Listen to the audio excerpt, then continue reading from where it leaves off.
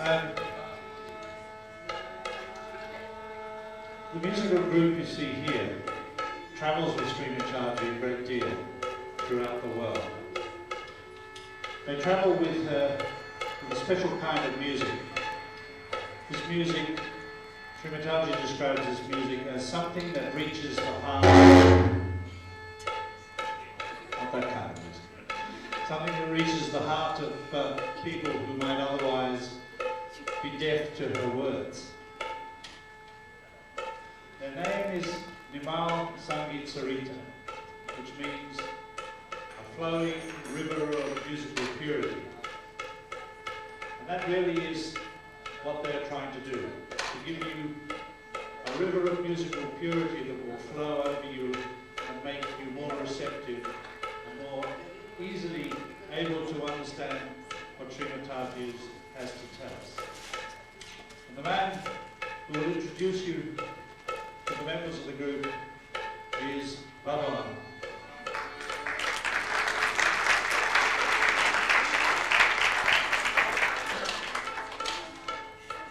Thank you, and my namaskars to all the people in Canberra. We're very happy we're performing here. We are very happy that this is the first performance and this is the first public program of Shri Mataji where we have been associated. Without delay, I will introduce you to my artists. On the tabla is Sandesh Popatkar.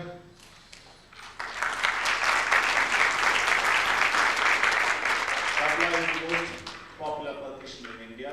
It is played vertically in two pieces. Next to him is Ashok Thoke, who plays the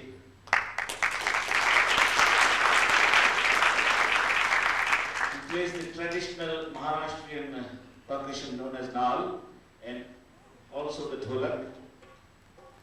Next to him is Chaya Wankere,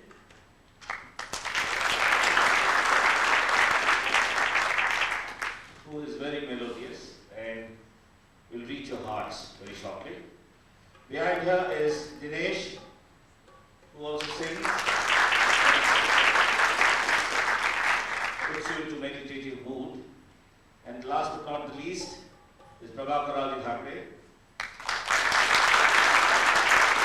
A very brief introduction of him is that he is the sheet anchor of the Sarita. He is the undercurrent of the Sarita. And he provides the music, he composes, he's a film music director, he plays the violin, he plays the tabla, and also the harmonium, and he sings very melodiously. We are starting our evening's proceedings with a devotional song in Hindi, describing about Sahaj, which you are going to listen to when Shri Mataji comes. During our European tours, we had to visit countries where English was not spoken, because they were non-English countries. And I had to take a translator or interpreter, as far as my speeches were concerned, explaining the intricacies and the peculiarities of Indian music. But the interpreter or the translation stopped with my speech. When these people were singing, there was no translation. Because their music is very devotional and has no connection with your mental perception or your thinking. They are addressing your heart, or rather their hearts are addressing your heart. And whatever they create, they want to pour into your heart. The only possibility of you not appreciating this music is a closed heart, which I think is completely ruled out. When people have come as seekers. We'll start with a song explaining Sahaj. It says, "Apne dil mein Sahaj ko basaya karo, racheta ki rachna tum rachaya karo." It means that you have this Sahaj settling in your heart, and in the process, help the Creator in re-establishing His own creation. That is the gist of the song. Thank you.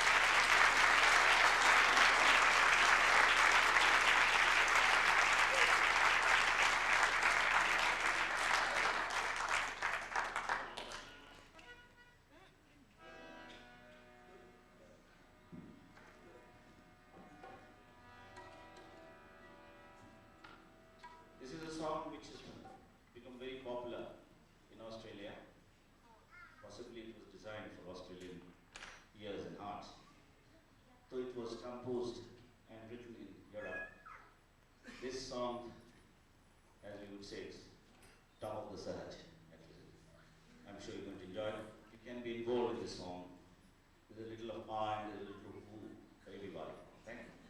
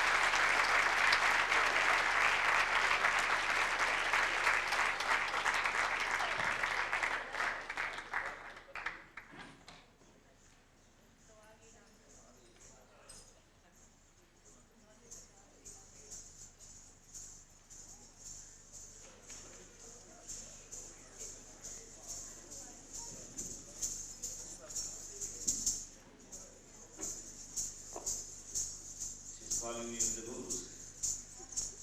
Now, I am presenting before you Sandhya Pandey, who is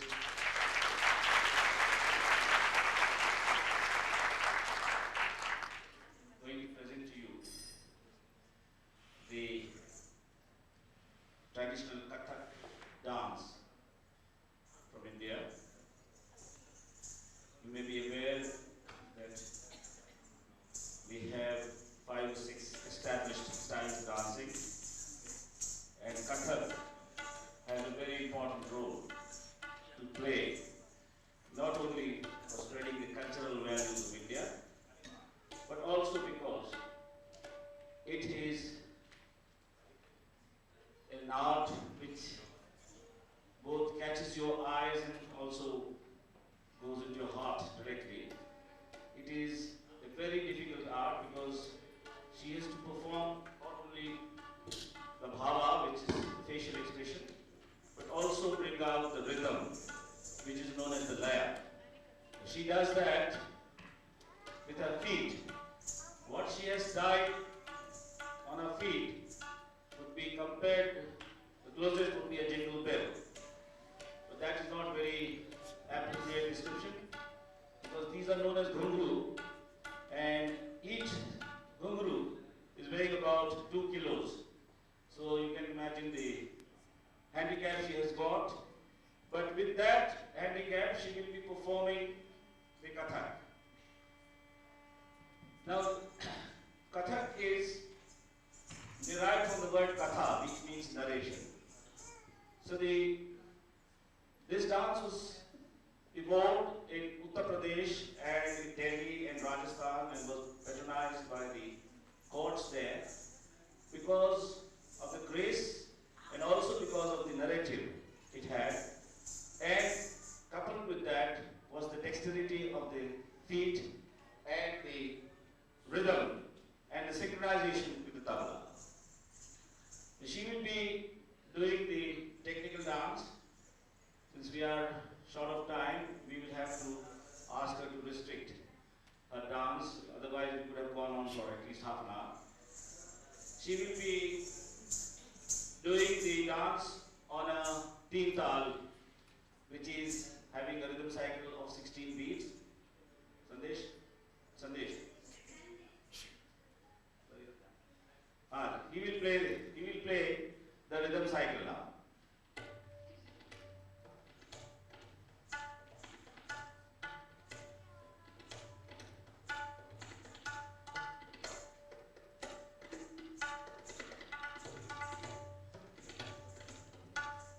One, two, three, 4, 5, 6, 7, 8, 9, 10, 11, 12, 13, 14, 15, 16, 1. So as against a rhythm cycle of 2, 4 or 8, it's a rhythm cycle of 16. Now they will improvise on this rhythm cycle, and to talk to you mathematically, they will try to divide this 16 by 3 in equal parts, which I think mathematically is not possible because you'll get an infinite. And they do it so precisely. Not only that, then they go on to divide this 16 by 3 and get a irregular product, which is known as Visham. And then they divide this Visham with another 3 to get to the sum, to get to the original beat, which is known as Chakrada. Now it is quite involved. If I start explaining, maybe I would not only be taking away the time, but also depriving the pleasure of the experience of the newness of this dance. So may I present to you Sandhya Pandey. Thank you.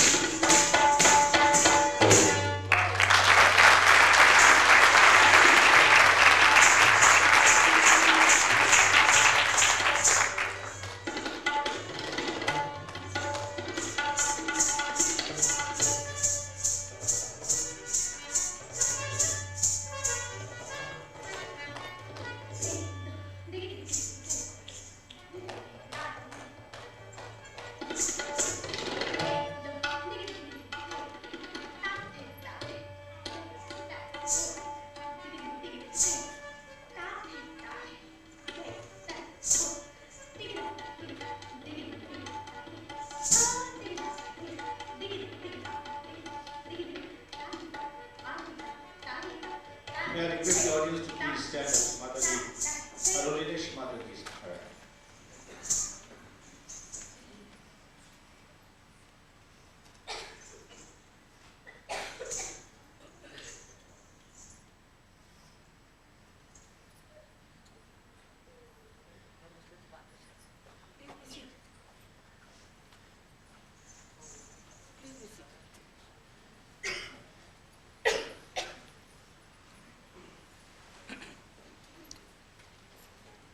पाच मिनिटं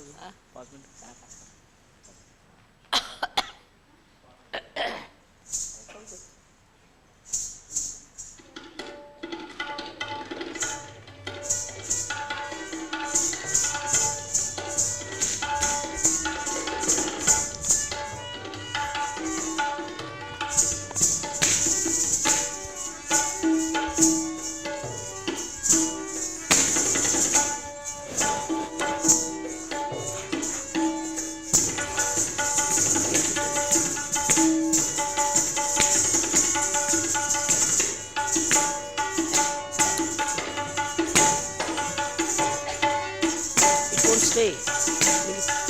It should be fixed, otherwise it doesn't stay. It should be fixed, otherwise it doesn't stay at that point.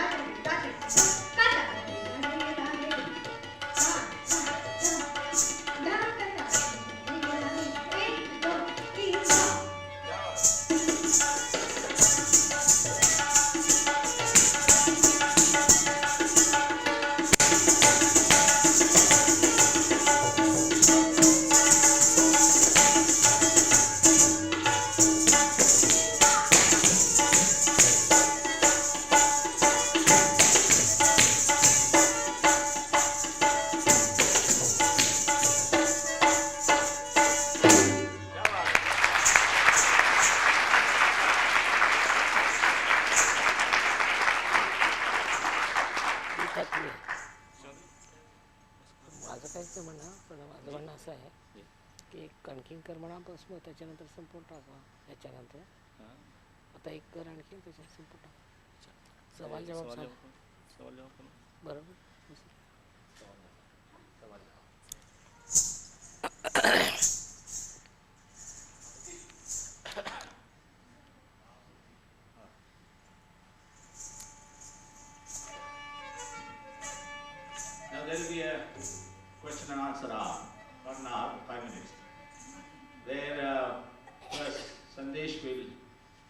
have a question by playing particular beats, and Sandhya will bring those beats out from her gungru. Then after some time, she will put her questions to Sandesh. We will reply from out of the beats from the tabla. So very interesting.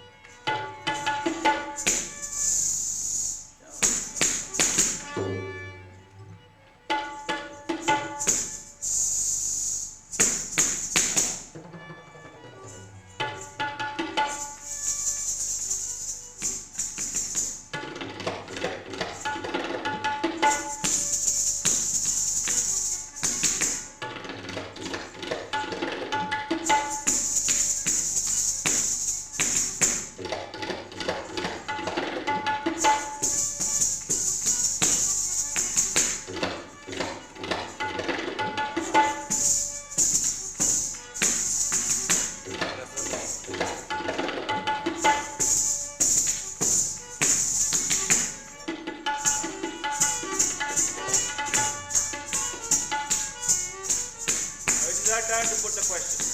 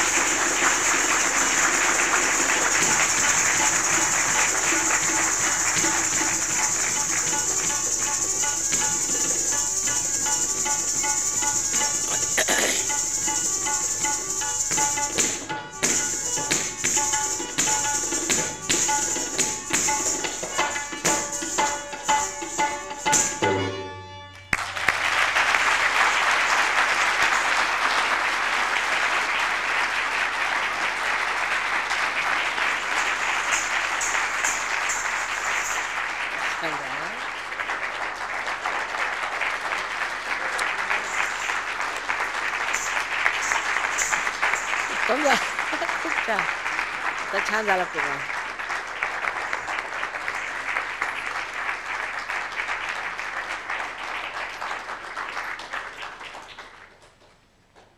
छान.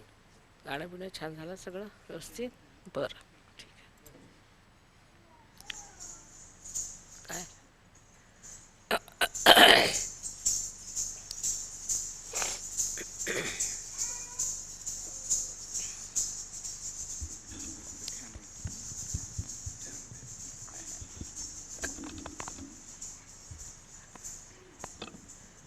you don't like it that way?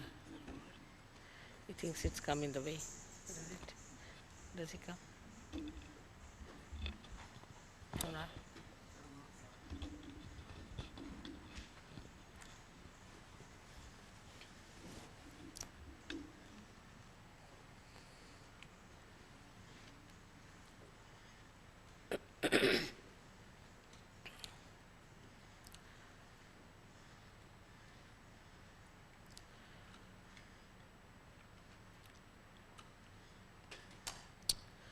I bow to all the seekers of truth.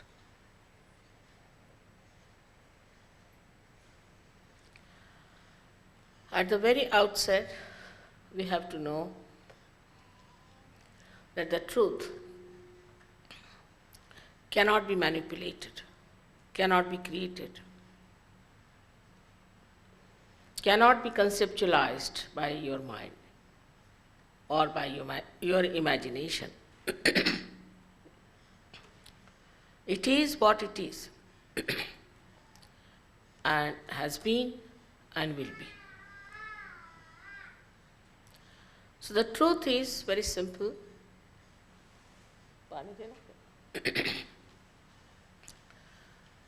Very simple thing it is. But you have to have a very scientific outlook.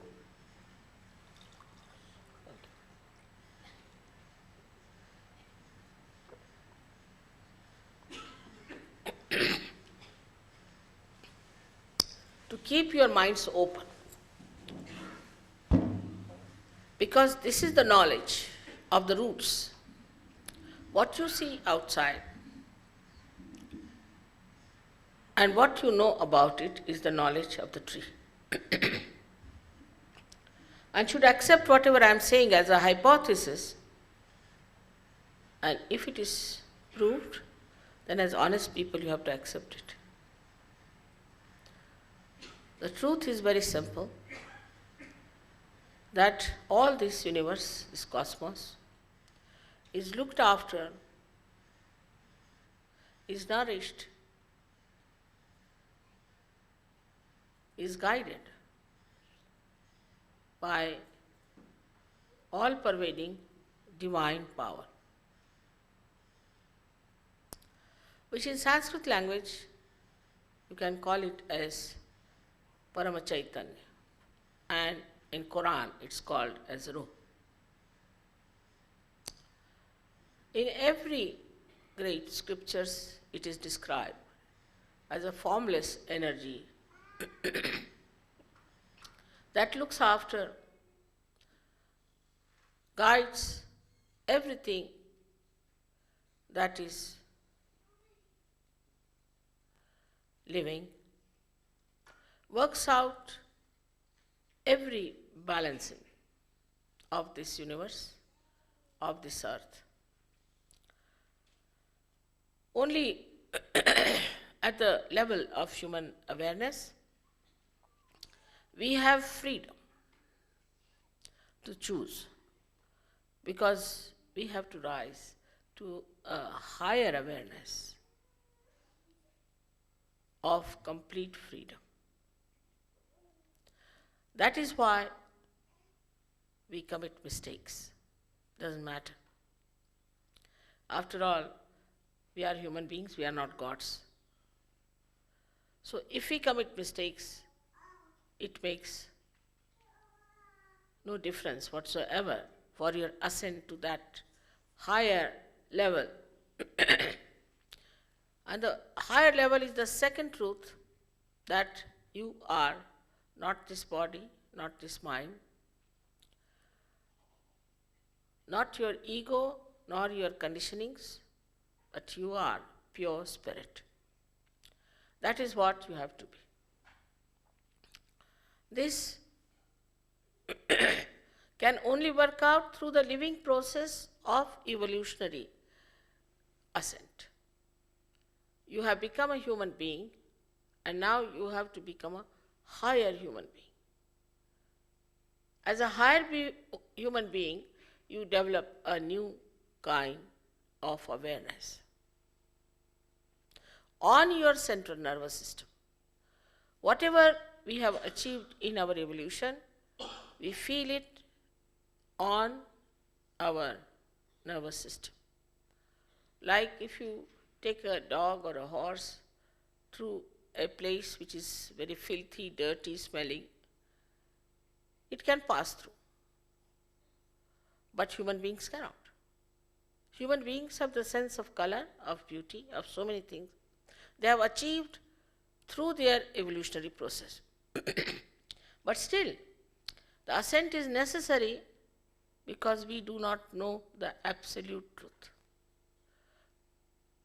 Whatever we know is partially based on our experiences and our mistakes.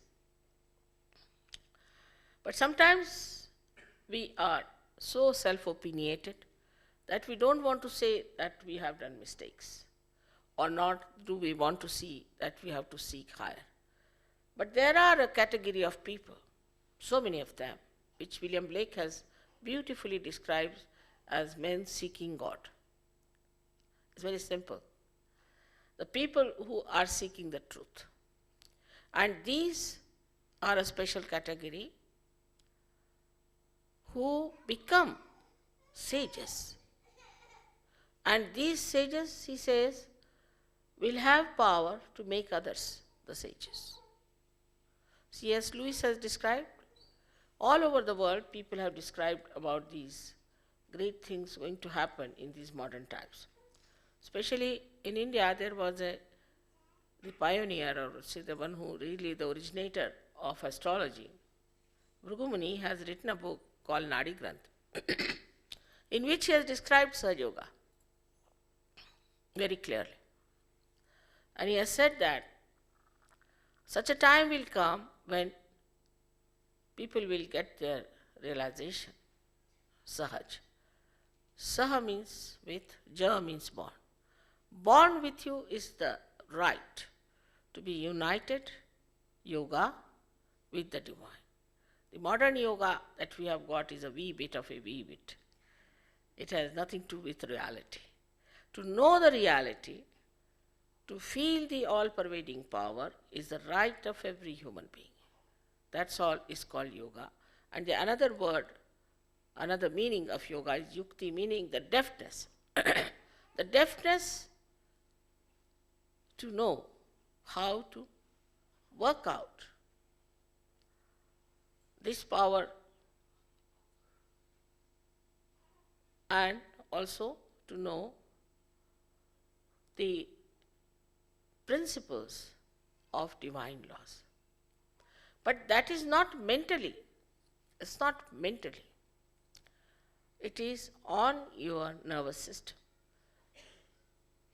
In the Buddhist psychology, in the Buddhist philosophies, is described as bodha. Bodh doesn't mean that you feel it as a kind of a thinkable stuff, but you feel it on your central nervous system. It's not some sort of sensationalization, but it is actualization. That is bodha. Even the word Vedas come from the word Vida. Vida also means on the central nervous system. The reality is to be felt on our central nervous system. Now we have here with us this mechanism built in. In the Bible, it's known as the tree of life. Krishna has also described it as a tree of life which is upside down, the roots of which are in the head. This is the tree of life described in most of the scriptures in different names. Like in Tao, he refers to Yangtze River as Tao, and that Tao is nothing but this Kundalini, which is the power which enlightens this tree of life. This Kundalini is a power which resides in the triangular bone known as sacrum. Sacrum in Latin language means sacred. That means the Greeks knew in ancient times that this is a sacred bone which has something sacred in it. We all have this residual power within us known as Kundalini. Of course, in the modern times, people have created all kinds of myths about the Kundalini, saying it is very dangerous, one should not do this and all that. It's all modern.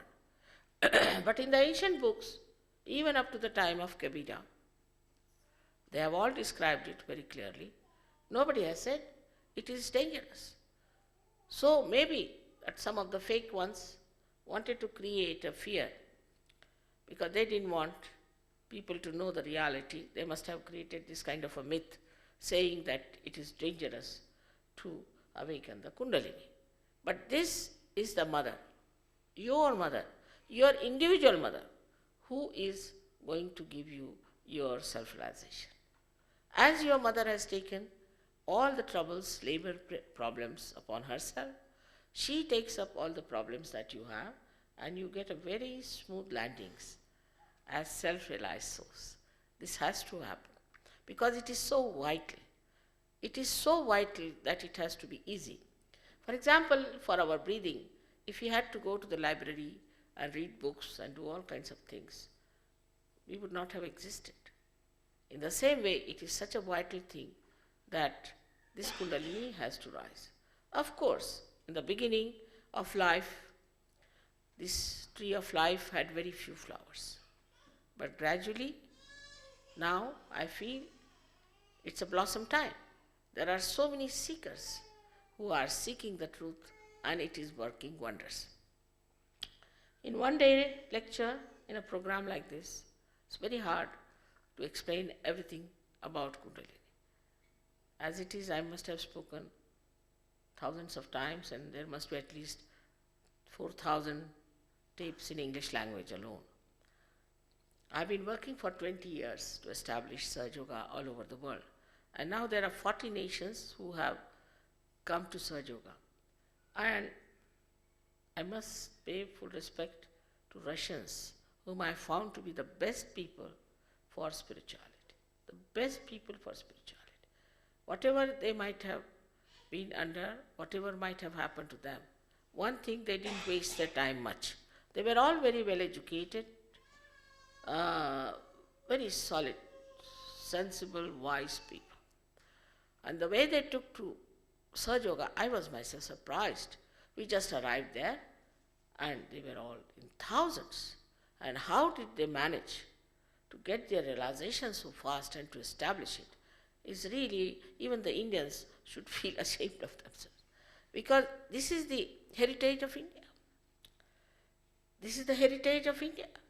But we had 300 years the Britishers ruling us, perhaps, so we all have become very westernized, perhaps. But I just don't understand that how these people who have never talked of God, religion, thank God for that also sometimes, because religion is also nowadays man-made, has conditioned people too much. And they had no such fake gurus there roaming about. And they just jumped into it.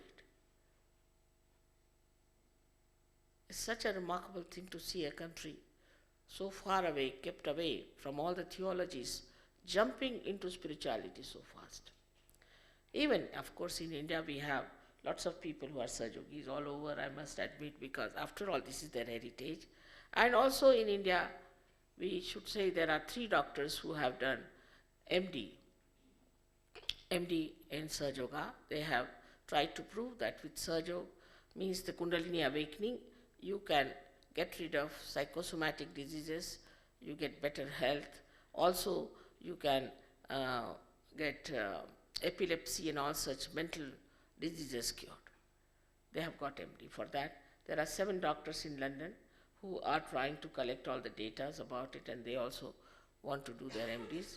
Also, there's in Cambridge University, there's a gentleman who is already a professor of philosophy, is doing a research on Sahaja Yoga. So, it is coming to the level of the intellectuals and the scientists. But scientists have to go a little deeper if they have to see any structure in a microscope. In the same way, if we have to know about these things, we have to have our self-realization. Without our self-realization, we cannot understand anyone. That's what Kabira said, what should I do? The whole world is blind. What should I tell them? The whole world is deaf. Meaning is that the level of their understanding has not reached that subtle side. And that subtle side has to be tapped. And that is very simple. Nowadays, I have seen that people get realization without any difficulties. In Sydney, in Perth, in Brisbane, of all the place, Cairns, I was so surprised. Another surprise came from Cairns, which was something just like Russia. Something out of the blue, it exploded. Such beautiful people live there, so human, so natural.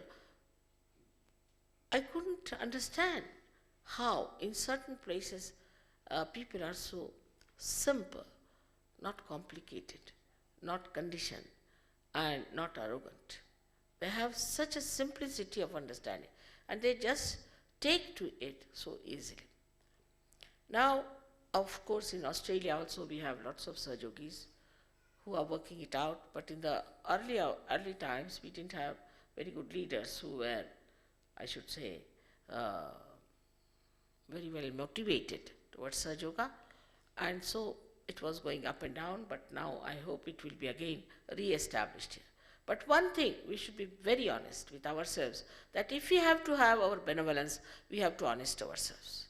If you are enamored by somebody who claims too much, talks too much, and gives you big lectures, and just says, all right, take this mantra, or do this and do that, all kinds of nonsensical things, you first must go and see the person who has been to him. What is he doing? What has he got? Has he got any spiritual powers or not? Or just because he is going to that place, you must also go. Another problem in the West, I find, I must say, is very funny, is that they think that if something is free, then it is nonsensical. It's very, very surprising. I went to Boston and they asked me, how many Rolls Royces you have? So the people told, she doesn't take any money, how can she have Rolls Royces? So we are not interested, it's no business. I mean, God is not a business and divinity is not a business. This we must understand, that you can't pay for it. How much do we pay to the Mother Earth when she produces all these beautiful things for us? In the same way, how much are we going to pay for our spirituality? Leave alone anything. How much do you pay to Christ? On the contrary, you sold him out. So this is simple thing, which of course Indians understand better, but others also should understand that you can't pay for it. Anybody who asks money for this, you must know, is something very serious with it. If I want you to take some money from you, you won't, because you are self-respecting. The ones who takes money from you has no self-respect. You have retained him, sort of, you are retainers, something like that. And one must understand, this is a very important point for all Western people to understand, that you can't pay for it. But sometimes I think it satisfies your ego that you can purchase your guru. You can't. If you can purchase your guru, he can be your servant, not your guru. This I want to make very clear to you, because this is not understood in the West, because they are used to the systems where people sell out or give money for everything. Now we have here this system which is very interesting and is absolutely nicely put into our being.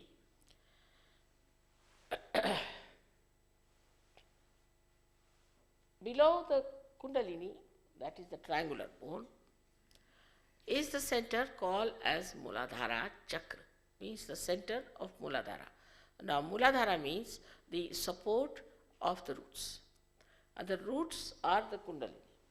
The Kundalini is in the 3.5 coil.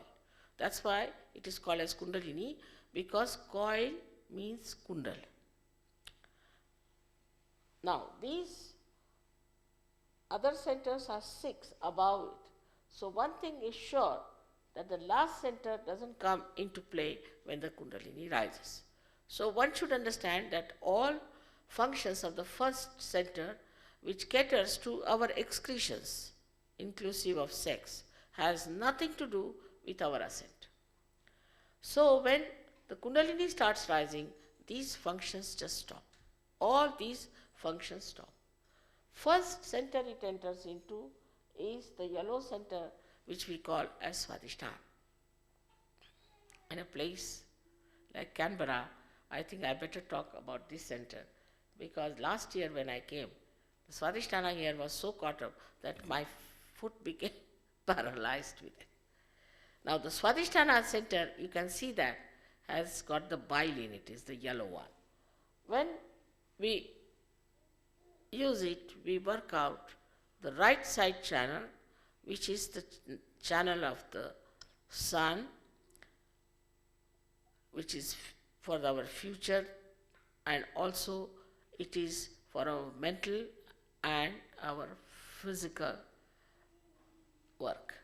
So when we think too much and when we plan too much for the future, which is of course is the thing going on here, so this center goes out of gear. Like I would say, there's another side to it, is another one which is we call as the channel for our emotions, for our desire, and the channel that looks after all our past. This is this center, what we call as the this is the channel, as we call it, as the channel of Ida, or is the channel of moon. So the right side looks after the right sympathetic nervous system, and the left side looks after the left sympathetic nervous system, and the central path is for our ascent, which also caters to our parasympathetic nervous system. That is, we can understand this way, that if we run fast, our heartbeat increases. So it meets the emergency. For all emergencies, the sympathetic nervous system goes into action, and when it goes into action, then only the parasympathetic, the central path, reduces, brings it to normal. That we can't do. We can only play about with the left or the right sympathetic system.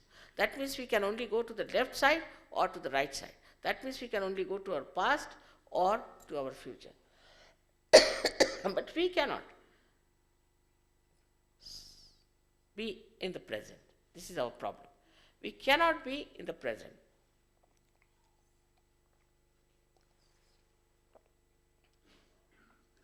And absolute can only be known in the present, because that's reality. The past is finished, the future doesn't exist.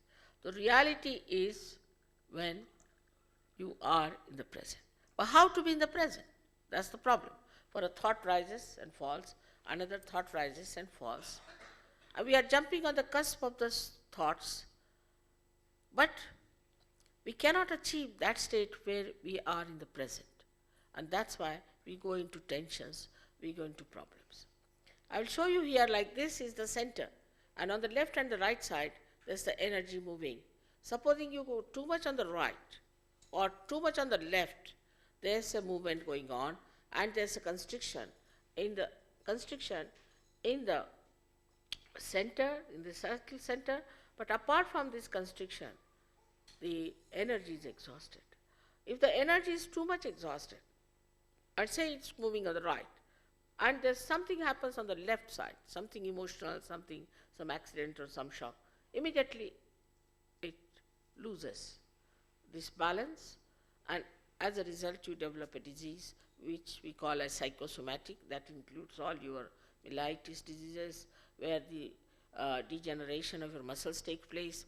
Also, it includes your cancer, blood cancer, all sorts of these psychosomatic diseases which are incurable.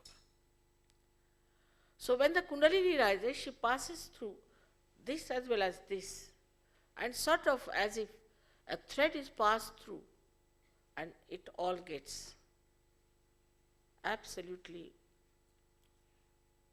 in connection with the whole. So there cannot be any malignancy because the connection is established, and also she nourishes that center. As that nourishment takes place, the person gets all right and he feels perfect. This is how Sahaja Yoga works. So it is your own energy within you, it is your own property within you. When it rises, it gives you that power that you get cured. But when it is connected with the means, with all pervading power, it's all the time flowing through you. So even if there's any imbalance, it brings you to balance. Suddenly you also feel all this in all pervading power on your fingertips. In the Quran there is one beautiful surah called Sajda Yoga. In that they have described all about it, that your hands will speak at the time of a resurrection and they will give witness against you. So now we'll today discuss one center which is very important for all of you, I think, because you are all working in the government, and I know what government service is because my husband has been all his life in the government service, and later on he was with the UN. So I know what it means and what happens to them. Now this center, Swadhisthana, as I told you, caters for our physical and mental activities.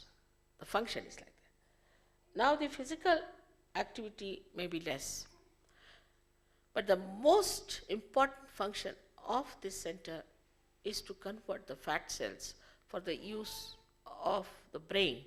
When we think too much, then our grey cells are used and they are to be replaced. So this replacement takes place through the function of this center, which transforms ordinary fat cells for the use of the brain. But it has some other functions also to be done, which are subsidiary but are very important. So it looks after your liver, it looks after your pancreas, it looks after your spleen, it looks after your kidney and part of your intestines. Now, if we make this center work so hard, it neglects other important functions. So first it neglects is the liver. And the function of the liver is to absorb the poison of the body as heat into itself and release it into the bloodstream. But once this center neglects it and doesn't give energy to liver, the heat in the body remains as it is and it starts rising on the right side. When it starts rising on the right side, it gives you diseases like asthma, because we have another center which we call as right heart. It can also give you a massive heart attack. People don't know it's all due to liver trouble. But somehow, if this liver is clicked by the movement of the left side, then one can get all kinds of allergies and all kinds of problems which are all skin troubles. So when we sit in the sun, it is not the sun that spoils us, our skins, but it is the liver which gets heated up and can't bear any more of that, and that's how you get your skin diseases like skin cancer. Then the second very important organ it has to look after is your pancreas.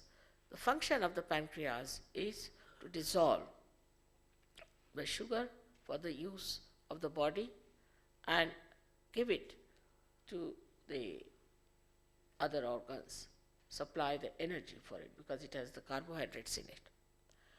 But when this center is so much looking after one side of transforming ordinary fat cells into gray cells. Again, the neglect creates a problem and you develop a horrible disease called diabetes. Now, if you go to the villages of India, you'll be surprised when they make tea, the cup contains so much of sugar that the spoon has to stand at right angles. That's the measure. Otherwise, it's not tea, it's not good. And they take such a lot of sugar, but they never get diabetes. They never get diabetes because they don't think. They just live nicely, earn for the day, sleep off, we'll see tomorrow. But those people who are sedentary, who are working hard, thinking too much, futuristic planning, make their center work only for that purpose, really go against themselves and get this horrible disease called diabetes, which is of course curable if the Kundalini is there to help you. Then the third is even a worse one, which is coming from your spleen. Now spleen is your speedometer, or we say it is the one that keeps the rhythm of life. But in these modern times we have lost the rhythm of life, and all the time we are under shock. Something is happening. So much so that without sensationalization we do not feel any existence of our. Like early in the morning, you will get up, first you will read the newspaper. Newspaper means what? It's a shock. Somebody died, somebody killed, some mishaps, and now there's a hailstorm, or this and that, something is there. It shocks you, you get worried. Maybe some of your relations are killed, what has happened? So first thing, the spleen goes into a jeopardy, because the spleen has to supply the red blood corpuscles at the emergency of like this. Then the second shock is maybe jam on the way. We are time bound. If the time is there, we must reach in time. And if you don't reach in time, as if you are going to be hanged, or there's already an order from the death coming to us, in that shaky conditions we live. All the time under tense conditions that we must keep to time, we must keep to these norms, must do this. And the modern life has made our life so artificial, that supposing you are eating your food. Now you must keep your spoon and fork in a way. I mean, God has not told you that, but it's something sort of a norm that we must have a fork and spoon like that. Now if you have not kept it, then everybody laugh at you. So by chance, if you have not kept it, you are in trouble. Small things, useless, absolutely good for nothing, have covered our being as good behavior, as something very, very posh, something very, I don't know what they say, but French will say something, English will say something, and everybody has a different style. And if you do not cope with it, then you are absolutely a rustic person, you have no manners, nothing. You can pass dirty jokes, you can say all dirty things, doesn't matter. That doesn't matter, that's all right. You can drink as much as you like, you can fall on the table, doesn't matter, after all he was drunk, so excused. See, but if you do all these nonsensical things, then you are a gone case. All these things weigh upon us. Now we have to dress up like this, we have to be like that. If you don't dress up like that, this is out of fashion. We do not know in subtle ways that we are playing into the hands of these entrepreneurs who are just befooling us all the time. And that's how this tension, what to dress, what not to dress, you have to be formal or informal, what to do, what to eat, how to call. Even to have a rapport with someone is not easy. You cannot talk to someone on the same level as a human being. See, on the contrary, we think twice, what should I say? We'll rehearse it at home. And then we face the person, we go into complete mess because we think, no, I can't say that. And we start on something else. So there's no relaxed personality. And we always say, I'm not relaxed, I'm tense. But why? Animals are not tense. They live in the same city. Nobody seems to be tense. The trees are not tense. Why are human beings tense? Because they themselves have made this kind of funny cages for themselves, and they think that is important to be like that. So all this leads us to lots of shocks for our speedometer, which is a poor instrument for such a person. And you can't understand what's wrong and it becomes crazy. And when it is crazy, it becomes vulnerable, and then you get a very serious disease called as blood cancer. You'll be as surprised that Sahaja Yoga has cured blood cancer of many people. Not only that, but those who were certified, and that's all doctors do in blood cancer, to die within 10 days or 1 month are still there after 5-6 years and doing very well. The reason is this spleen becomes a good shock absorber. Why? That I will tell you later on. Now also you get your blood pressure because of this, because your kidneys are affected, your intestine goes out, so you lead into constipations and things. So all these troubles come out of one problem, that we think too much. Now, thinking cannot be stopped. That's the trouble is. The thinking is coming all the time, invading us. You can't stop thinking. What should we do to stop the thinking? For that, if the Kundalini rises, you reach a state of mind where you are thoughtlessly aware.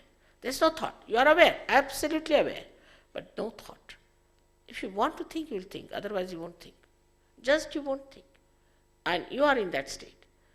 That state in Sanskrit is called as Nirvichar Samadhi, which instantly takes place. And the second stage you receive is the stage where we call it as Nirvikalpa Samadhi, means doubtless awareness, where you become absolutely detached. Like you are in the water, you are afraid of the water. But supposing you get into the boat, then you can watch the water all right, quite relaxed. But supposing you know how to swim, then you can jump in the water and save people who are getting drowned. In the same way, when that state comes in, where you can jump and save other people and help other people, then that state is called as a state of doubtless awareness.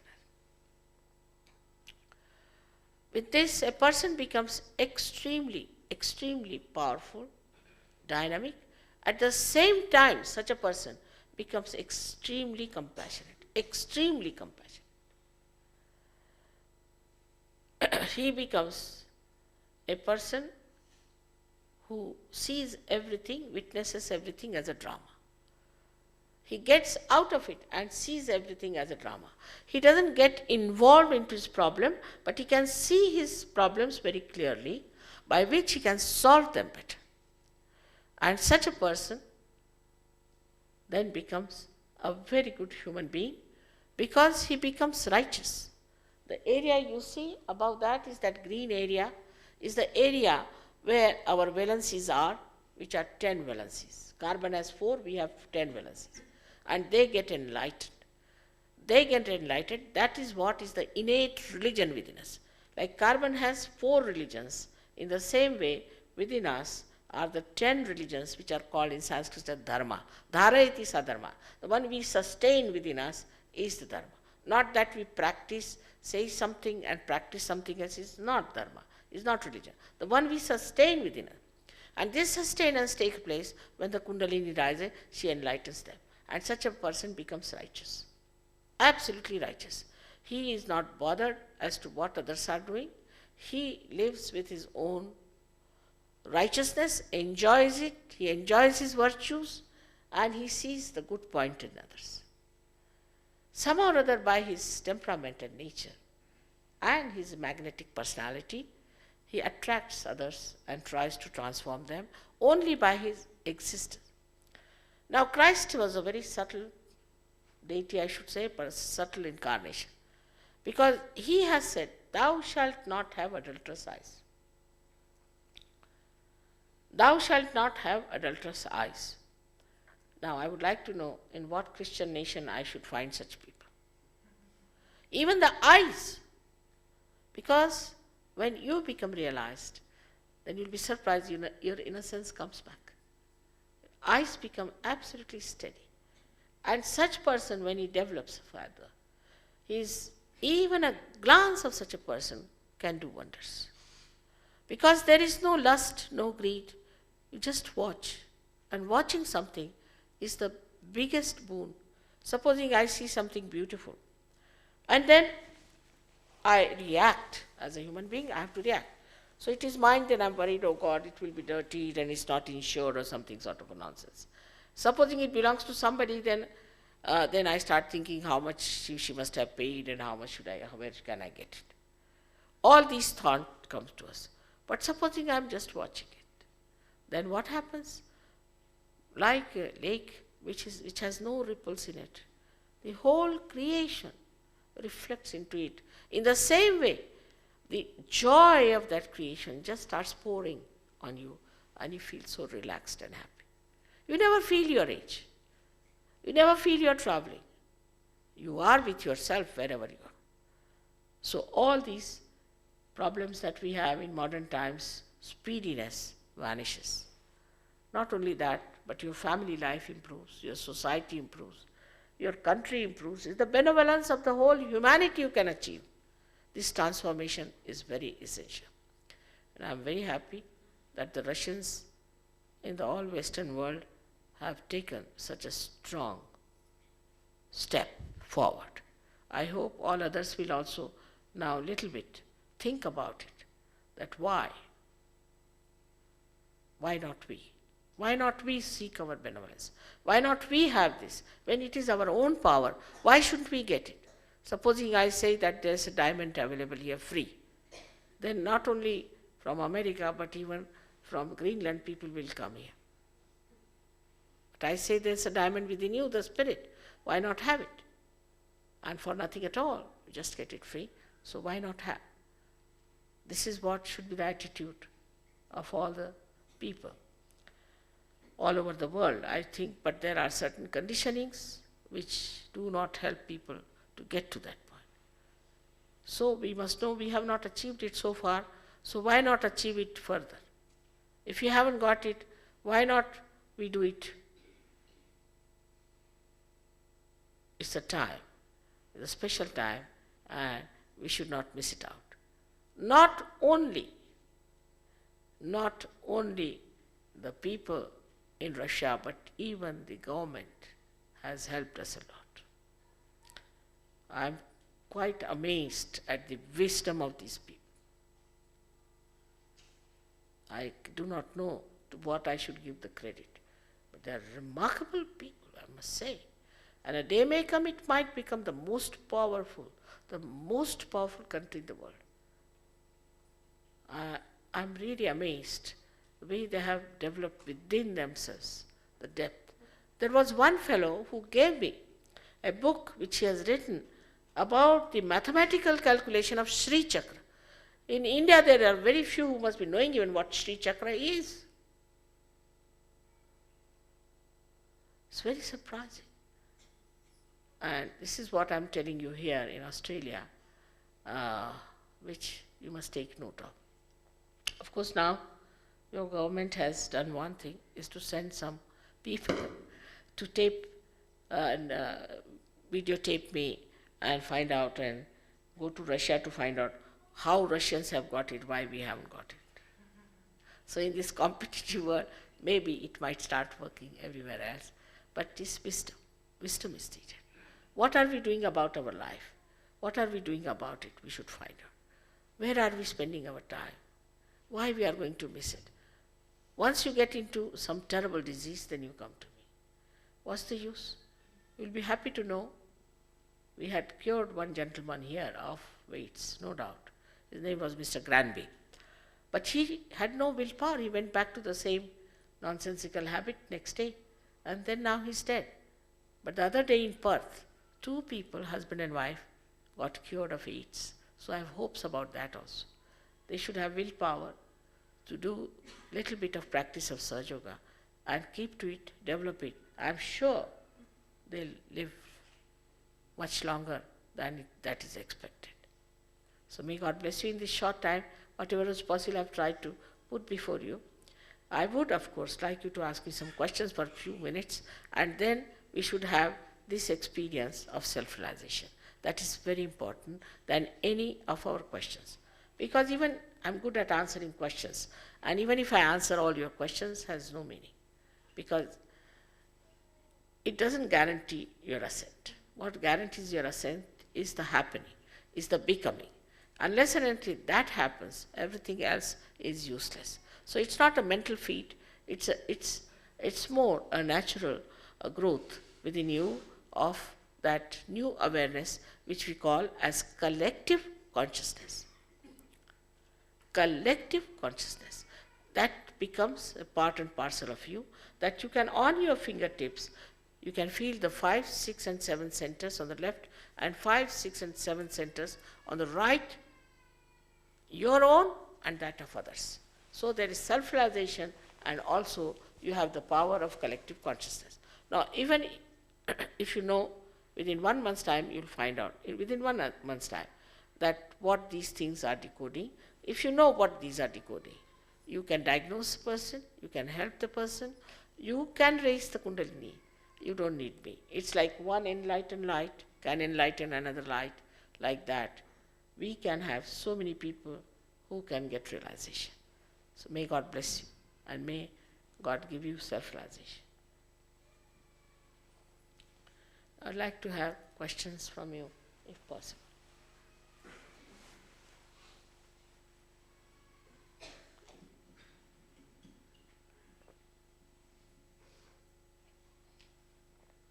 Yes. I have a couple of questions about Kundalini. What do you mean when you call Kundalini a residual power? And also, does Kundalini help to clear your chakras even before you get realization or only afterwards? What do you mean by Kundalini as a residual power? And does the Kundalini clear your chakras even before realization? No, it does not. It does not clear. And residual power meaning, you see that it's a little complicated thing, but I will say that the whole being is created, all right, by 3 powers within us. One is the power on the left-hand side, which is the power of desire. Another side is the power of action. And the third is the power of ascent, which is in the center. Now, all this has happened, but still one energy is not being used. And that is the energy of Kundalini, which is actually the power of pure desire. Because according to economics, wants are not satiable in general. Today we want to have a chair, tomorrow we want to have a table, then we want to have a house, then we want to have something else, and like that goes on, we are never satisfied. So the pure desire, the power of pure desire is the Kundalini. What is the pure desire? Whether you are aware of it or not, subconsciously, unconsciously, what you may call it, the pure desire of Kundalini is to be one with the divine. This is the pure desire. Until you have fulfilled that, you can never feel satisfied with yourself. Because that's how you know the absolute truth. That's how you become absolutely above all these weaknesses that you have. You become master of yourself. And also, then you jump in the ocean of joy and bliss.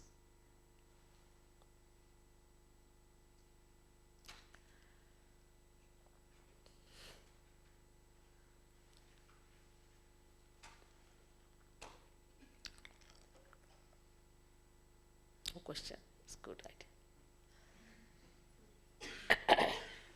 As I have told you, that there are 4,000 tapes and they are available to you. You can always listen to them.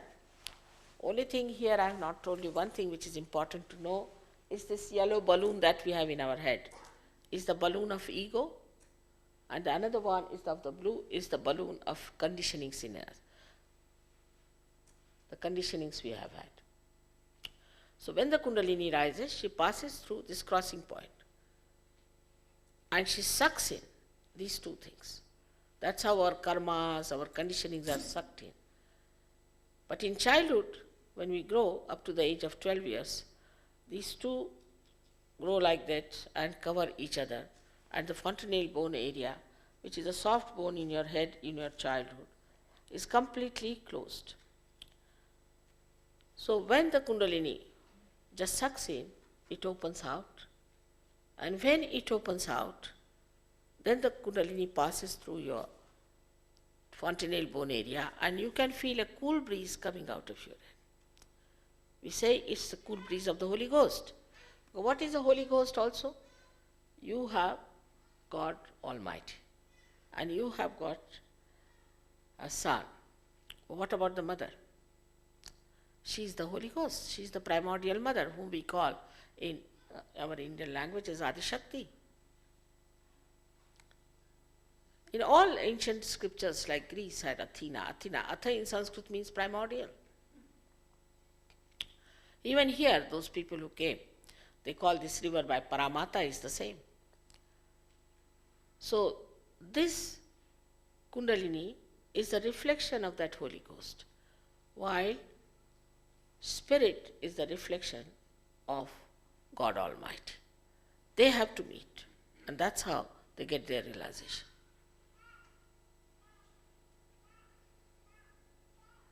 The fontanelle bone area is opened out and you can feel the actualization of baptism. It's not artificial, it's actualization. You can feel it, the cool breeze. Of course, in the Pentecost you must have read that you can feel the cool breeze of the Holy Ghost. And that's what you feel on top of your head.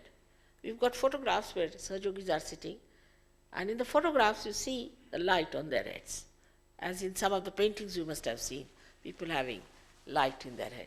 In the olden times, when there was Christianity at the level of Gnostics, where they, Gna, also the word comes from the same as Jnana, which Sri Krishna has described as Jnana Marg. Jnana doesn't mean through your brain, but means, again the same Bodha which I told you. No. Same Jna is used by Thomas when he described Christianity in his treatise. On his way to India, he wrote all these and put them in Egypt, and which are found out. And now you can get that book as Gnostics. Is important to read because he has flouted all these ideas of sufferings and things. He's written everything about Sahajog. He said it's an experience of the self you must have. Like Christ has said, you are to be born again. So we certify ourselves. How can that be? In Sanskrit language, a born again person is called Dvijaha, means born again. And a bird is also called as Dvija, means it's an egg and then it becomes a bird. In the same way, first we are human beings and then we become sages. This is the second birth we should have. But we have to become. It's not just certificate. So everybody thinks so of themselves. The other day somebody asked me, questioned me, Mother, why there are quarrels among religions? Because they are not following what their originators have told them. They are just following some sort of a man-made religion. That's why there's problem. Because all religions are just the same. Born on the tree of life at different times. And these flowers were plucked by people saying, this is mine, and that's why they're fighting. These are dead flowers. These are not living flowers. They come from the same source of spirituality. Christ has said, those who are not against me are with me. Who are those? In 4 years, what could he do, Christ? It's an impossible situation. How people were cruel to him. I was struggling with 7 hippies, very well-educated hippies in England for 4 years. So you can imagine, I must give full credit to Christ, at least he could say so many things about reality.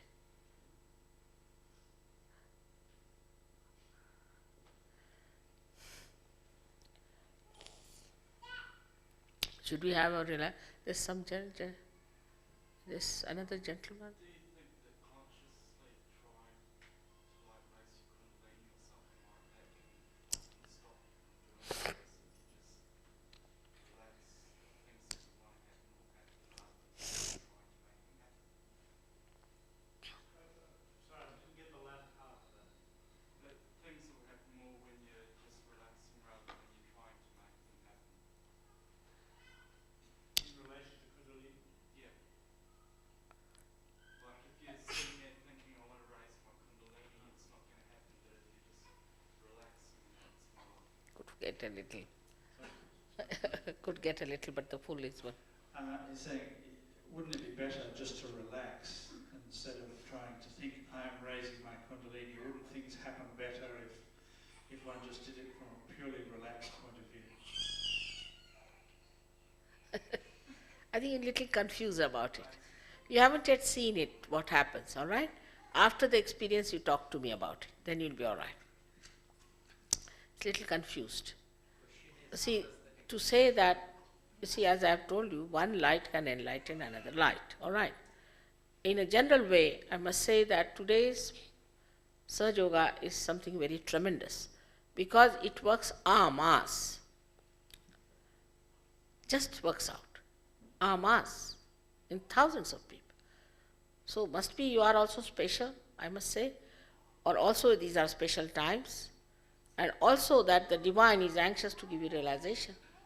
All these three things put together.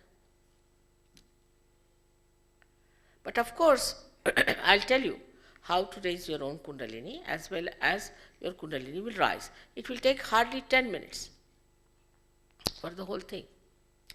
But one thing is sure, I cannot force on you. I respect your freedom because you have to get your ultimate freedom.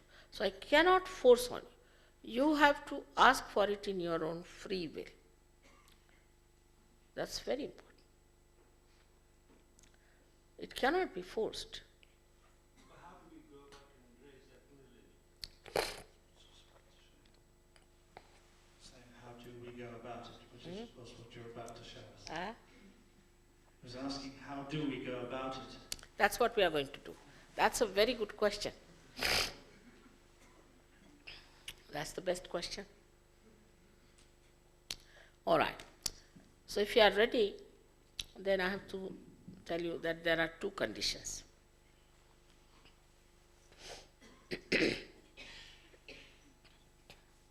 The first one is that you have to forget the past in this hall. Forget that you have done any mistakes or so-called sins.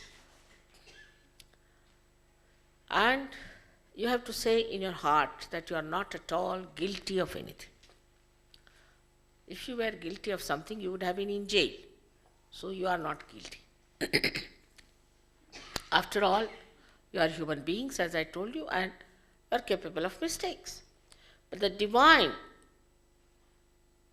has a great power of forgiveness. And any mistake can be forgiven. So first condition is that you have to respect yourself and to forgive yourself and not to believe at all that you are guilty. It's very important for self-confidence. Everyone can get realization. But firstly, one should not feel guilty. It's a myth. All right, the second myth is that we cannot forgive some other people. Some people say it's very difficult to forgive others. But whether we forgive or don't forgive, we don't do anything. What do we do? But if we don't forgive, then it starts working in our minds, working in our temperaments, and we play into wrong hands unnecessarily, while the person who wants to punish us is perfectly all right, in good health. So this is a myth and we are playing into wrong hands. So we have to say, I forgive everyone. Now you don't have to think whom you have to forgive, what wrong he has done, how far you have to go, nothing. You just in general you have to say, I forgive everyone. It's more important in a place like Canberra. Because I know, in a place like this center works very hard. Thinks too much, this center. And it's important to stop thinking. You have to say, all right, I forgive. Just go and forgive, and you get to it. See, I am quite used to people who are bureaucrats. I know their situation very well. And when I know them better than anybody else, I should say. So, I have to tell you really very frankly, forgive everyone and also you know that you are not guilty. Because they are always told you have done this mistake, that mistake, that mistake. And also, out of jealousy or whatever it is, people trouble them. Then they cannot forgive. So, better forgive everyone, forget everything, and be here absolutely free from all those nonsensical worries. Will be a good idea.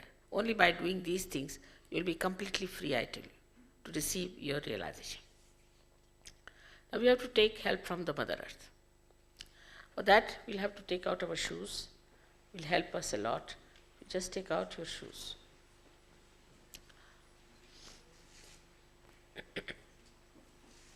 Some people want to come further, can come further also. It's very far away. It's all right, makes no difference wherever you are.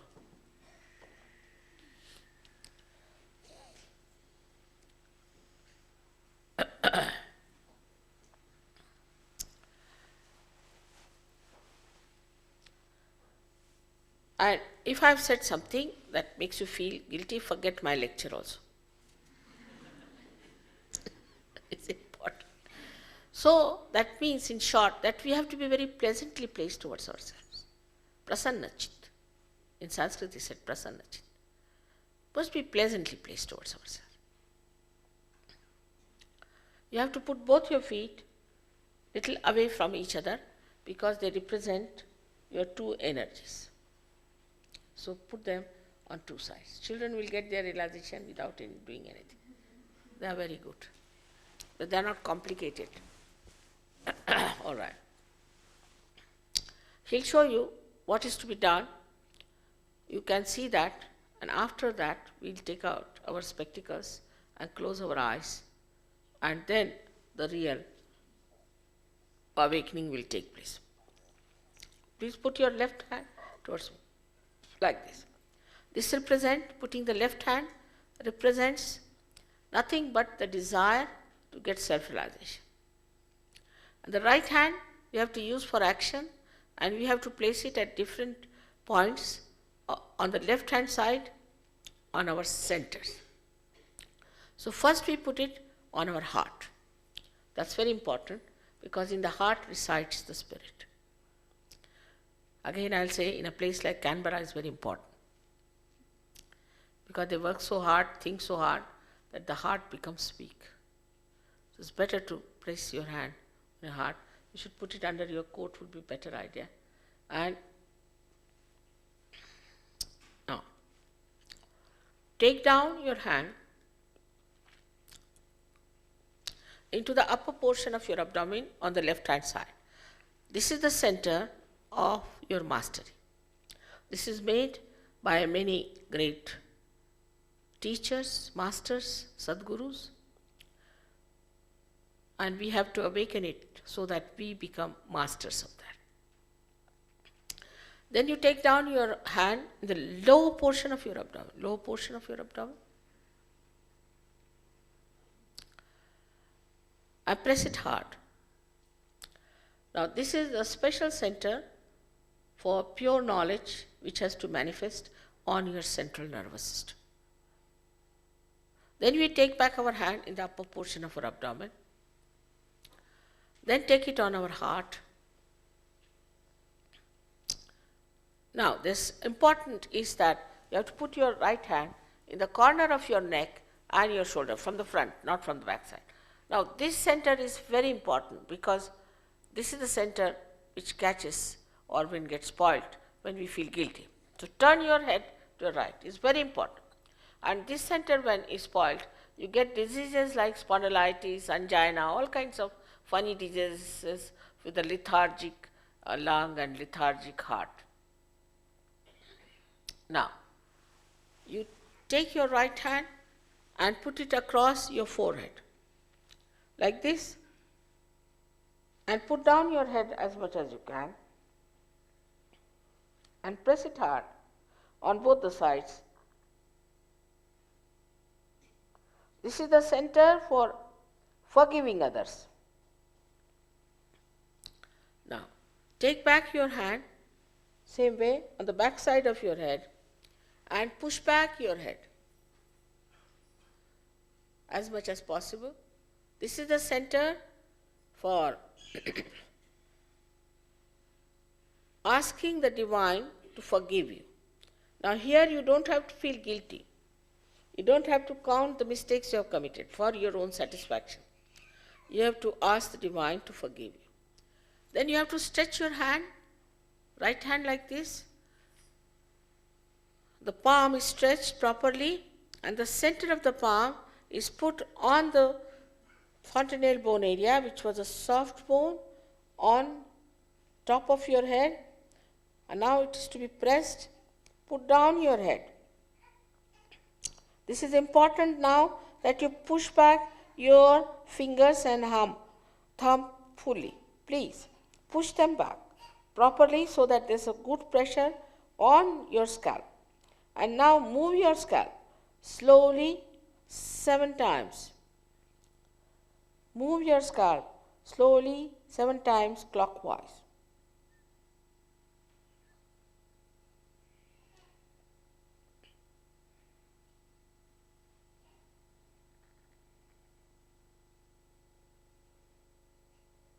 Clockwise, slowly, with a pressure. That's all we have to do. That's all. Nothing else is needed to be done. That's all. Now you can take out your glasses if you want. If there's anything tight near your neck, you can a little bit loosen it. If there's anything tight on your waist, you can loosen it a little bit. And you have to be relaxed. You don't have to bend forward or backwards too much, but sit in a proper straight manner. That's all. Now remember to put your feet on both the sides. And put your left hand towards me, please. And the right hand now is to go on the heart. Now please close your eyes and don't open them till I tell you. That's all. Now here, when you put your hand in your heart, where resides the spirit, you have to ask me a very important question. You may call me Sri Mataji or Mother, whichever suits you. And this question is like as if you are asking a computer. So now ask a question in your heart, not openly, not loudly, but in your heart. Mother, am I the spirit? Ask this question 3 times. Mother, am I the spirit? Ask this question 3 times.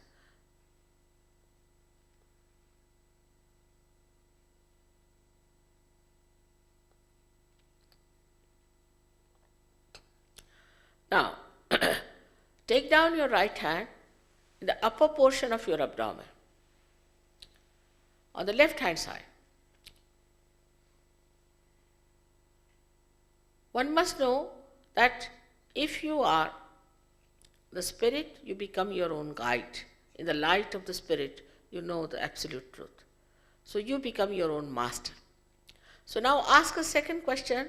Mother, am I my own master? Ask this question 3 times. Mother, am I my own master?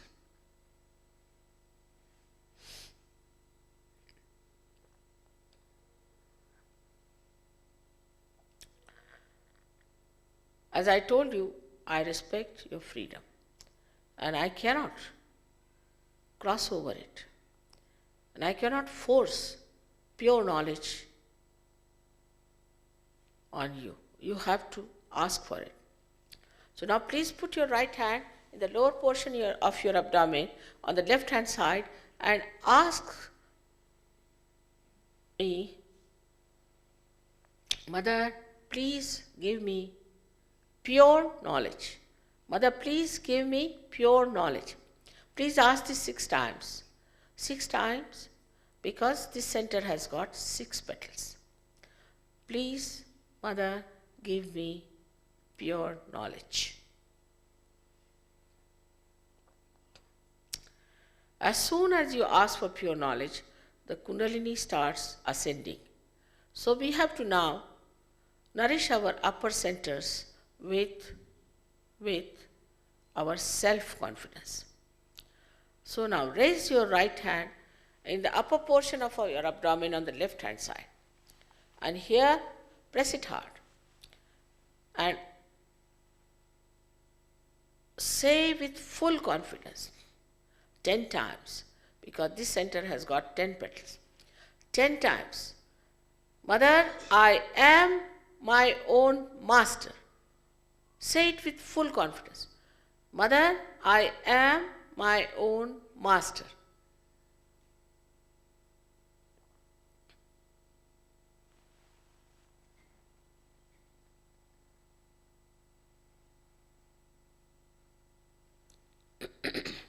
Now, we have to know that the divine is the ocean of knowledge and love, pure love. It is the ocean of peace and bliss. But above all, it is a very powerful open ocean of forgiveness.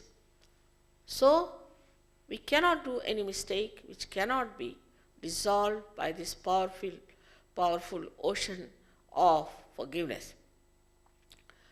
So please raise your right hand in the corner of your neck and your shoulder.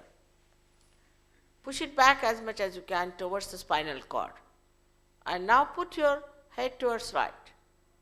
Now here, with full confidence, you have to say 16 times. Mother, I am not guilty at all. Please say it 16 times. Mother, I am not guilty at all. Please say it 16 times.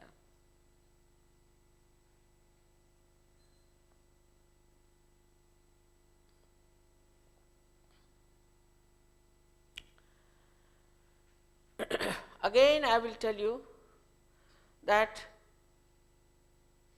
it is a myth when you say, I cannot forgive people. Whether you forgive or you don't forgive, you don't do anything. But if you don't forgive, you really torture yourself for nothing at all. So please remember that it is all a myth and you are not going to carry on with it anymore. This is very important because this center is very constricted one and you have to help your Kundalini to rise through it by really heartily forgiving everyone. So now please raise your hand to your forehead across and please put your hand in such a manner that you can press it on both the sides. And now put down your head fully and here please say, Mother, I forgive everyone. Now it's not necessary how many times. You have to really say it from your hearts. If you don't say it from your heart, this center won't open. This is the gate. This is the gate for the limbic area, for the Kundalini to rise. So please, I request again and again to say, Mother, I really forgive everyone. Now don't think whom you have to forgive, what mistakes they have committed. Just say it out of just understanding that your realization higher than anything else.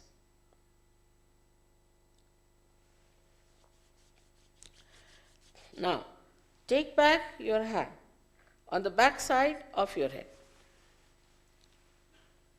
and push back your head as far as possible. Now, this is the center for you to ask for forgiveness for your own satisfaction. Without feeling guilty, without counting your mistakes, you just have to say, Oh Divine, if I have done any mistakes, please forgive me. That's all. For your satisfaction. Don't count your mistakes.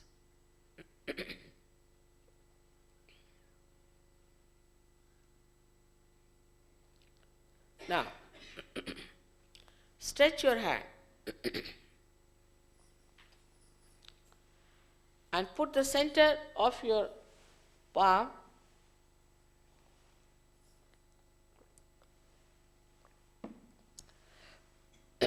on the soft bone which is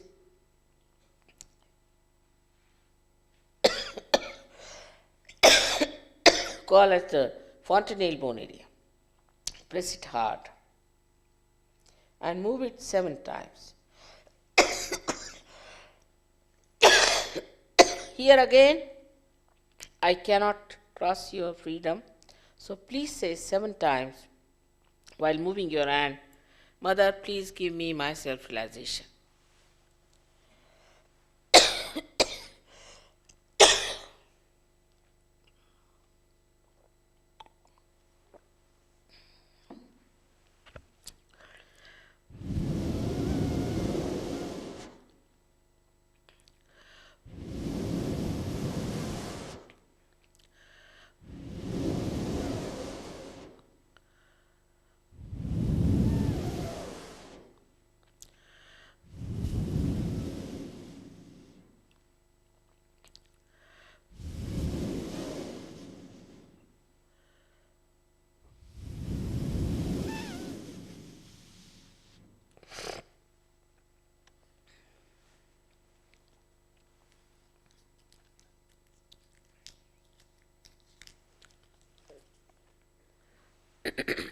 Now, please open your eyes and put your hands like this.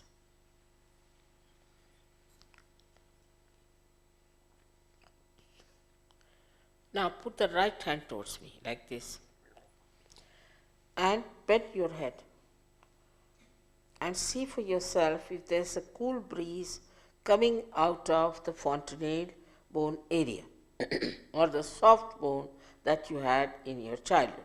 In Sanskrit, it is called as Brahma Randra because Brahma means the all-pervading power and Randra means the hole leading to it. Now see for yourself. The hand should be little away from the head, above it, not on it. Some people get it very far also. Now, the left hand to be used now. Put the left hand towards me, higher like this, bend your head and see for yourself if there's a cool breeze coming out of your head.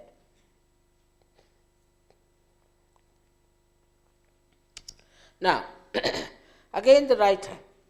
Now see for yourself if there's a cool breeze coming out of your head. Once for all. Could be higher. Now, raise your both the hands and push back your head and ask a question. Mother, is this the cool breeze of the Holy Ghost?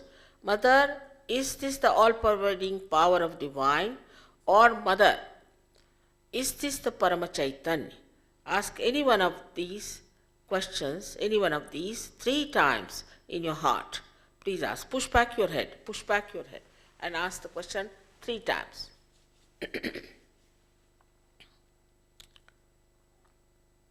Start. Raise your hands fully. Fully. Push back your head. Don't miss the point. Please don't miss. Push back your head. Now, please bring down your hands. Just put the hand like this towards me and see if you can be without thoughts. If there's no thought. Now those who have felt the cool breeze out of the fontanelle bone area, sometimes can be hot also, some heat comes out, doesn't matter. But you feel the breeze. Or on their fingertips, on their hands, please raise both your hands. Those who have felt it, please raise both your hands like this. So I will know. Like this, yeah. There are wonderful people here, I must say. Such a lot of you have got realization. May God bless you. But now, this is the beginning. You have to come to our centers where, of course, you don't have to pay anything, but little bit time you have to give and master it. You all can become masters. And there won't be any more problem of ill health or any problem. And I would like to meet you all if you want to meet me just now, because I am going away tomorrow, and this is the last day of my work in Australia, and next year I'll be again back here. But you are all welcome to India. We have a nice tour program and also a seminar at the end of it. So if it suits you, you can, or you are all welcome to come down. You all can come and see me if you like. I'm sorry I'm only here for one day, but next time I'll be here for quite some time. And I hope I'll be able to see you grown up like big trees now, like a seed you have sprouted now, and this seed has to become a big tree. May God bless you.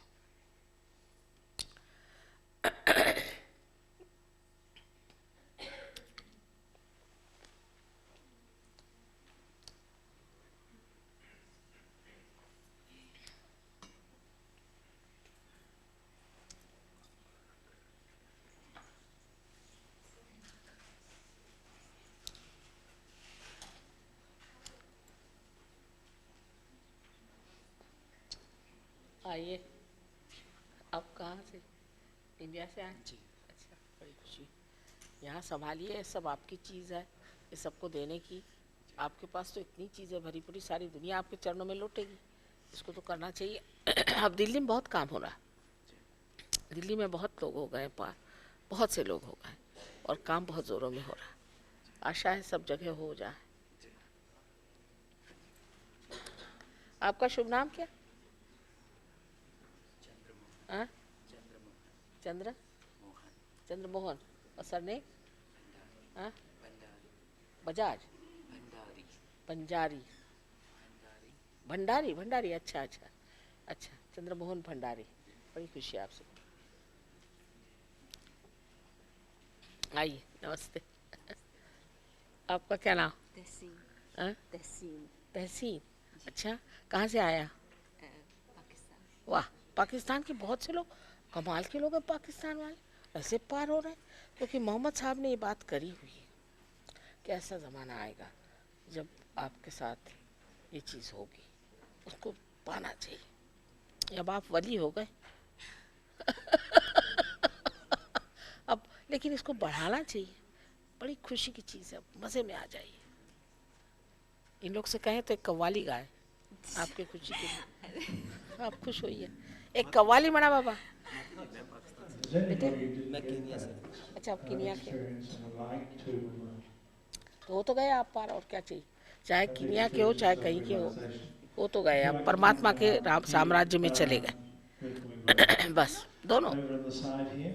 We've got some San Adrianos here who may be able to help you. There's probably a little blockage in your subtle system. So if there's anybody who didn't feel anything or would like to try, if you'd like to come over here with the right hand. No, you'll feel it just now. It's, yeah, of course. Would you like to give This information here about too. your courses? You forgive, you didn't forgive. That's the problem. Is you just forgive. इसको जरा हटाइए.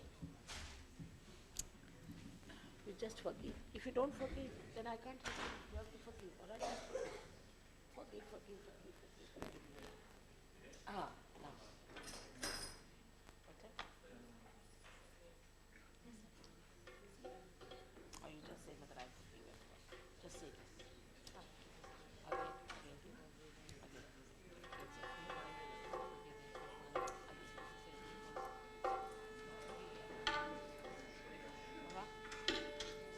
It's what I think I was telling you all the time. Forgive is very important. Evening, everyone. No, they will tell you. It's not so much time. It's just here and there. It's very simple. You will Just attend go and see them. They'll tell you. first "Oh, one master, starting no time." Friday Next the year I will 23rd see of it. March Yes. at the club room at the Playhouse Canberra Theatre Centre, Civic Square. The program will begin Felt at it? 7:30. Yes. From what country? The next one will be Thursday the 29th of March, Oh, that is going so and well. then You have heard about it? Thursdays of the 5th and 12th of April, Government has recognized also this. starting at Turkish 7:30. people are wonderful. They have lots of. We have an enrolment form Not outside, very much. just outside the door on the desk if you want to fill it in and Also, hand it to people here, the person at the desk. you get the address of people in Turkey. So then you can meet them. And also They got a leaflet about Sahaja Yoga, I tell you another which thing is that I free. often feel that pure desire. One other thing, the course is absolutely free. There's no charge. Are there? Now you found it. Thank you. I It's there. All Turkish people are beautiful. Very beautiful. That's another country I should have mentioned. It's another surprise to me, Turkey. It's wonderful. Thank you very much. सही है Perfect it. होगा, पार होगा। अरे साहब हिंदुस्तानी आप हैं तो विशेष बात है तभी आप हिंदुस्तानी हो हिंदुस्तान में पैदा होना बड़ी संस्कार आपको अपने देश की अभी वैल्यू नहीं समझ पाए सारी दुनिया आपको चलो आनंद से रहिए हम लोग से मिलिए और सबको बनाइए मैं कहती हूँ कि आप लोगों में ये चीज़ शुरू हो जाए तो फिर क्या करते हैं कोई बात हो तो चिट्ठी लिखिएगा हमको आपका शुभ नाम Kunti Nandan. कुंती नंदन वाह वाह Kaunteya yeah so how are you you got it yes Thank you. because you are a seeker it's your right to have it you got it now you meet these people all right and you practice your right to master it right what's your name Nikki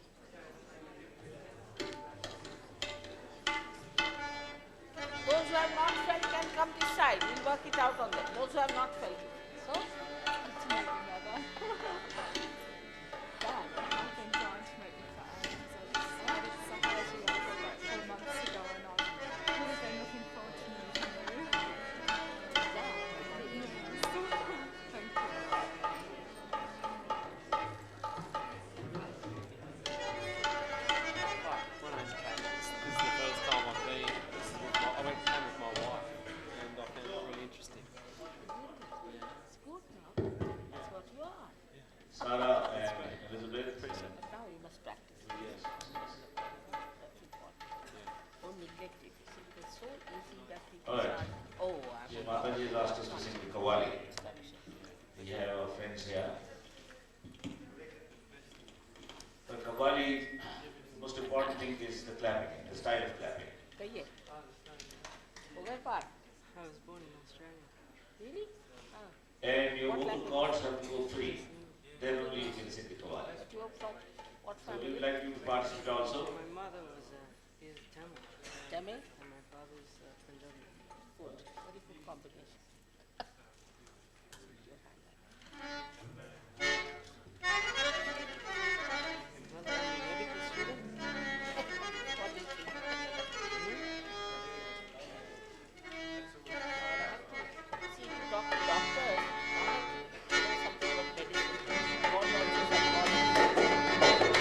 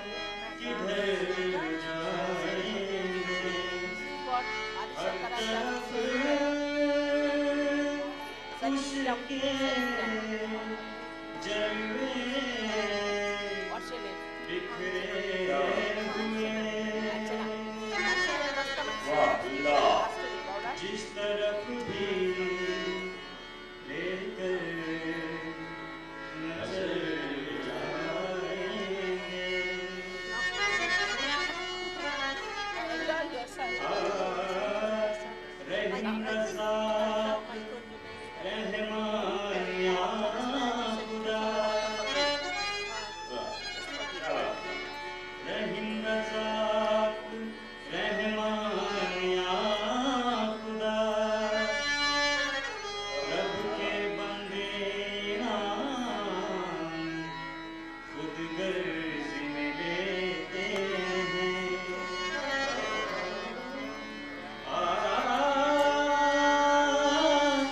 Ram Radha Raghunath Ramaiah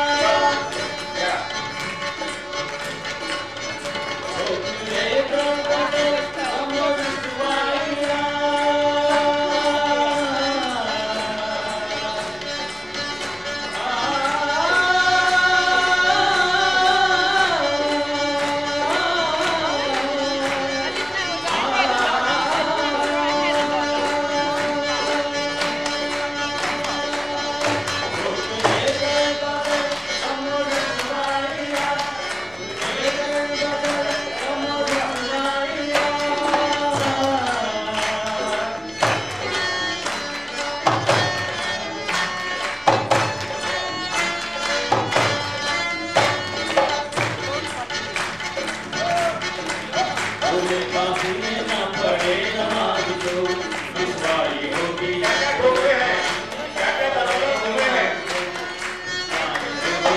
बोले पंडित ना गए मंदिर तो रुसवाई होगी बोले पंडित ना गए मंदिर तो रुसवाई होगी बोले उस्ताद वगैरह ट्यूशन के ना पढ़ाई होगी बोले उस्ताद वगैरह ट्यूशन के ना पढ़ाई होगी बोले संगीत वगैरह बहस की ना सगाई होगी बोले संगीत वगैरह बहस की ना सगाई होगी बोले बीवी ने दूध जग ना लाई तो महानाई होगी बोले बीवी ने दूध जग ना लाई तो महानाई होगी बोले पुलिस बगैर रिश्वत की ना लिखाई होगी बोले पुलिस बगैर रिश्वत की ना लिखाई होगी बोले आईन जो खिलाएगा उसकी सुनवाई होगी